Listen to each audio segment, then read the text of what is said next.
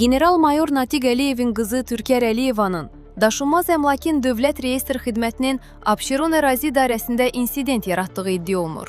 Xəbərlər Net manşet aza istinadən xəbər verir ki, Əliyeva daşınmaz əmlaka dair sənədlə bağlı məsələni həll etmək üçün idarəyə müraciət edib.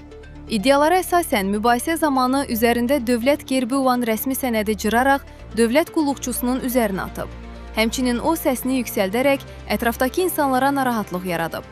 Bu zaman idarədə növbə gözləyən 2-ci Qarabağ müharibəsi qazisinin Türkər Əliyevadan sakit danışmasını xahiş etdiyi qeyd olunur.